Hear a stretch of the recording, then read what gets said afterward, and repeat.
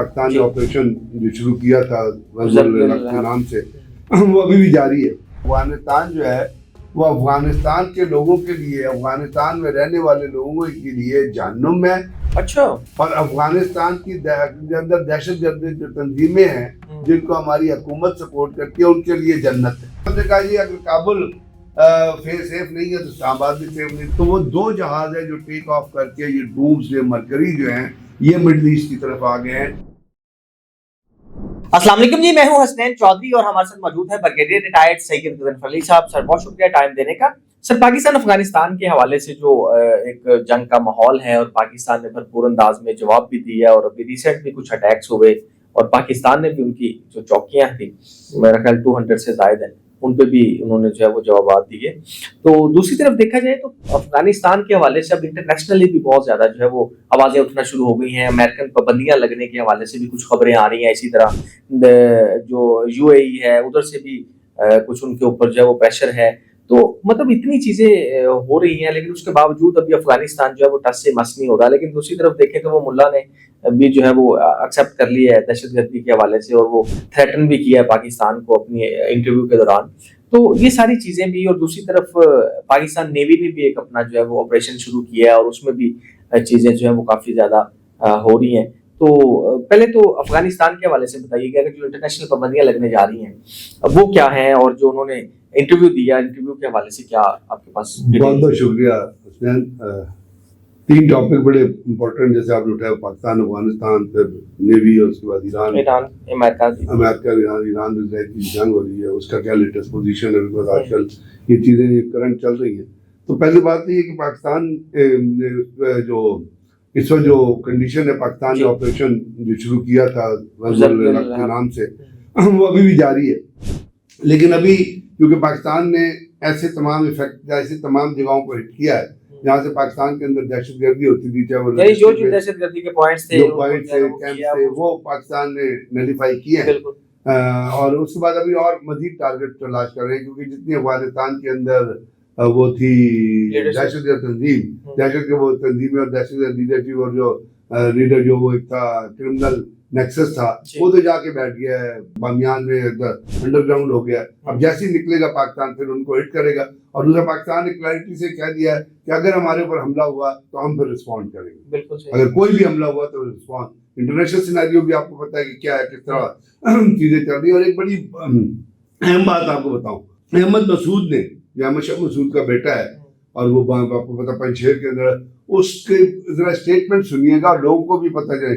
उसने एक स्टेटमेंट दिया जिसके अंदर उसने कहा कि अफगानिस्तान जो है वो अफगानिस्तान के लोगों के लिए, अफगानिस्तान में रहने वाले लोगों के लिए जहन्नुम है। अच्छा। और अफगानिस्तान की अंदर दहशतगर्द जो तंजीमें हैं जिनको हमारी हुकूमत सपोर्ट करती है, उनके लिए जन्नत है।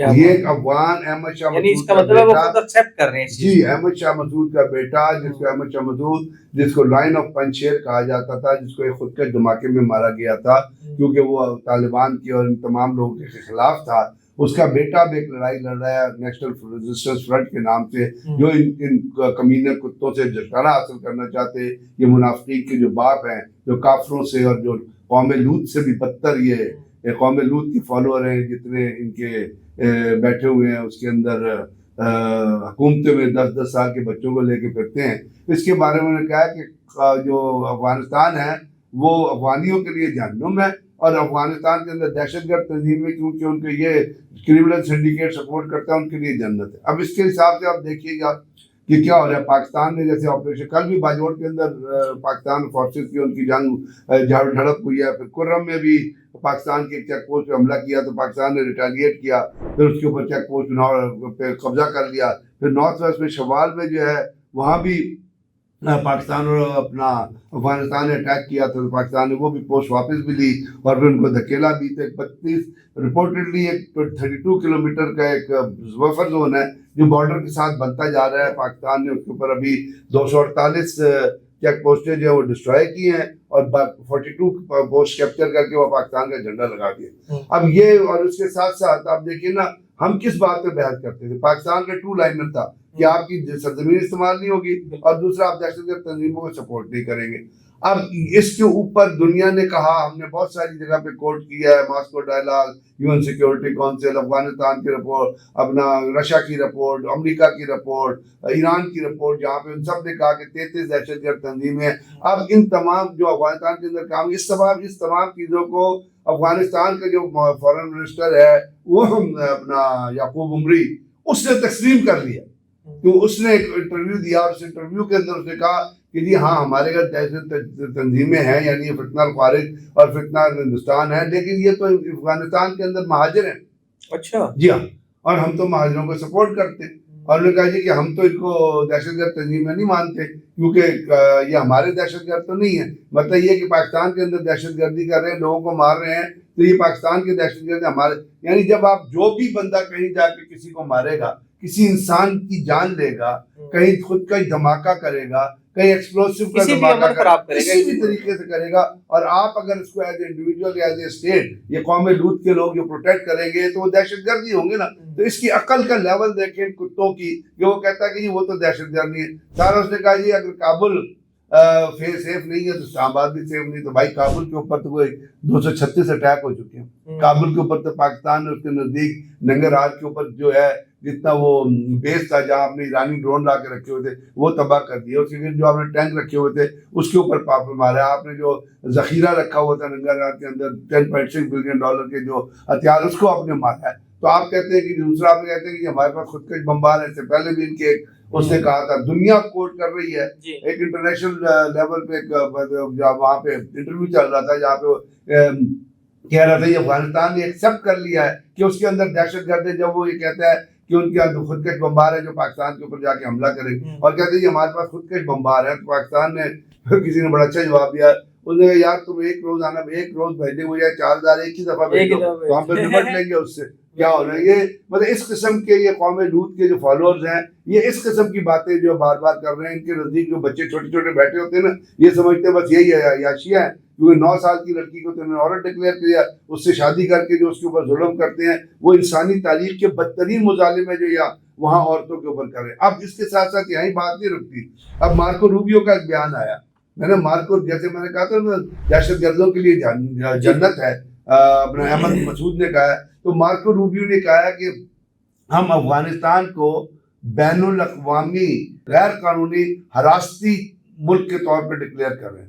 ہم افغانستان کو بین الاقوامی غیر قانونی حراست میں رکھنے والے لوگوں کو حراست میں رہنے, یعنی حراستی ملک کے طور پہ ڈکلیئر کر رہے ہیں. Illegal detention country, illegal detention. اب اس کے ساتھ ساتھ اگر یہ ہوتا ہے تو اس کے اوپر پابندیاں لگے گی. ساتھ قطر نے کہا ہے کہ جو قطر کے اندر جو افغانستان کا طالبان کا دفتر تھا اس کو ہم بند کر رہے ہیں. اب اس دفتر سے ان کو کوئی $87 ملین ہے جس کی ایڈ ملا کرتی تھی, تو اگر وہ قطر نے بند کر دیا تو وہ بھی بند ہو جائے گی. اس کے ساتھ ساتھ ویزے کی پابندی لگے گی, سفری جو اگر یہ لیگل قطر کی وجہ سے تو یہ ڈائیلاگز بھی اس کے ہوئے تھے, سارا ممالک سے بات ہوتی ہے. تو اگر یہ انلیگل ڈیٹینشن کنٹری بن جاتا ہے, غیر قانونی حراستی کنٹری بن جاتا ہے قوم لوط کے جو یہ لیڈرشپ ہے اس کے اندر, تو اس کا مطلب ہے کہ اس کے اوپر تمام سفری پابندیاں میں لگیں گی, اور ساتھ ان کے اندر جو مالی چیزیں ہیں وہ بھی ختم ہونی چاہیے. جو امریکہ اس کو امداد دے رہا ہے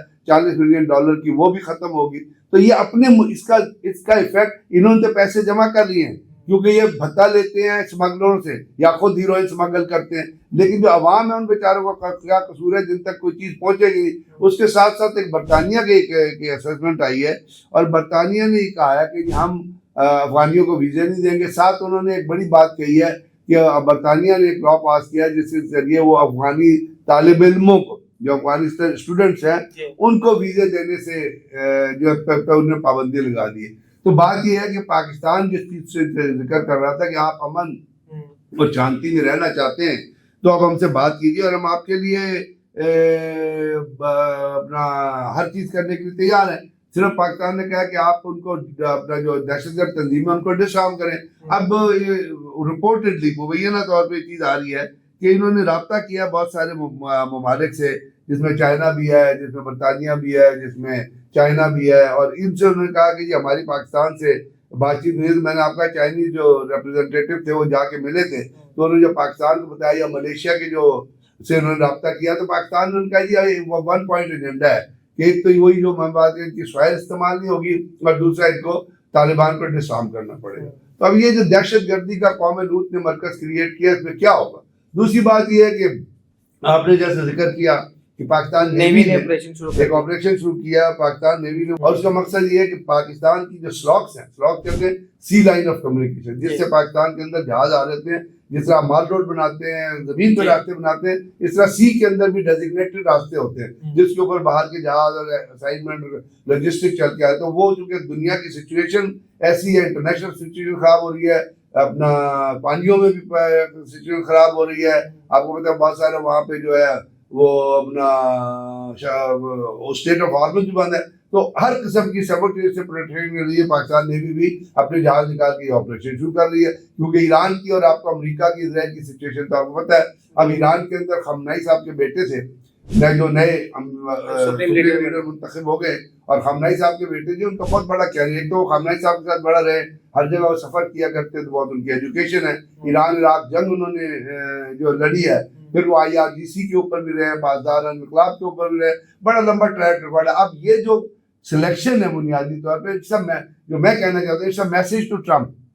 बिल्कुल। और ट्रम्प को ये मैसेज है कि ट्रम्प ने कहा था अपनी एक बयान में, ये कहा था कि जी हमारे जो वो हथियार हैं, हमारे कोई ऐसा शख्स इस्तेमाल होना चाहिए जो इस रजीम से ताल्लुक रखता हो। तो मेरा ख्याल खास तौर पे खमना इनको इलेक्ट किया गया है ताकि एक तो वो पुरानी पॉलिसियाँ जारी रहे, और दूसरा ये है ट्रम्प को एक मैसेज दिया जाए कि जी हम ईरान जो है वो हर चीज़ का मुकाबला तैयार है, क्योंकि अभी ईरान ने जो कल इंटरकॉन्टिनेंटल बैलिस्टिक मिसाइल इस्तेमाल किए हैं तल अवीव के ऊपर, उससे तल अवीव के अंदर जो तबाही है उसको देख के बड़ा बंदे को दिल खुश होता है कि जी देखो जो मुसलमानों को मार रहे थे आज उनके ऊपर वो चीख रहे हैं कि ईरान हमें माफ कर दो, ईरान हमें माफ कर दो, Iran you have won we have lost. अब इंटरकॉन्टिनेंटल बैलिस्टिक मिसाइल जो होता है ना, उसको याद रखिए उसकी पैराबोलिक फाइट नहीं, यानी वो कर्व फाइट नहीं करता, वो स्ट्रेट जाता है, फिर टारगेट के नजदीक जाके वो जो जमीन की जो मनूवरिंग है ना वो उसको फॉलो करता है, फिर टारगेट के नजदीक जाके एक वर्टिकल फ्लाइट लेता है,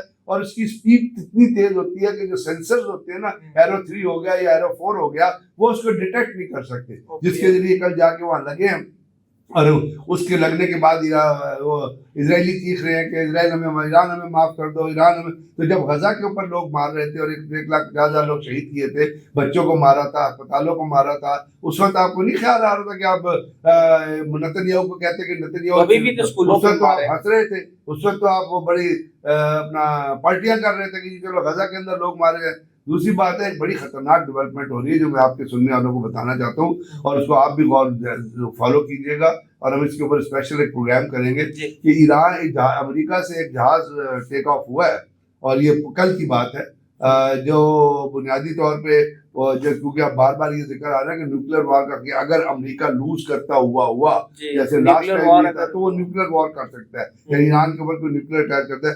तो एक जहाज है जो है E-62B मरकरी डूम्सडे प्लेन, ये जहाज जब टेक ऑफ करता है तो इसके अंदर बहुत सारे सिस्टम लगे हुए हैं, और ये है न्यूक्लियर कमांड हेडक्वार्टर है, यानी अगर आपने न्यूक्लियर अटैक करना होता है तो आप इस जहाज का इस्तेमाल करते हैं, इसलिए कि इसके अंदर जो रेडियो एंटेना लगे हुए हैं वो बड़े लो लेवल फ्रीक्वेंसी सिग्नल जो है ना वो उन न्यूक्लियर सबमरीन्स को भेजते हैं जो ऑलरेडी मिडिल ईस्ट या इनके पानियों में डिप्लॉयड है, और उसके साथ साथ जितने भी न्यूक्लियर टिप्ड यानी ये टोटल न्यूक्लियर से रिलेटेड है, जितना भी इनका सेटअप है, सिस्टम है, वो उस जहाज के थ्रू न्यूक्लियर टिप्ड, यानी ये कंट्रोल रूम है, एक तो न्यूक्लियर सबमरीन और न्यूक्लियर टिप्ड मिसाइल जो हैं ये उनको लो लेवल सिग्नल देता है, कमांड सिग्नल देता है, it is known as a nuclear command headquarters. ये फिर उनको बताता है कि आपने किस टारगेट पे जाके किस टाइम फ्रेम में किस तरीके कार सेट करना है। तो वो 2 जहाज है जो टेक ऑफ करके ये डूम्सडे मरकरी जो हैं ये मिडिल ईस्ट की तरफ आ गए हैं। तो दुनिया आज जो बात कर रही है कि अगर ट्रम्प हारता हुआ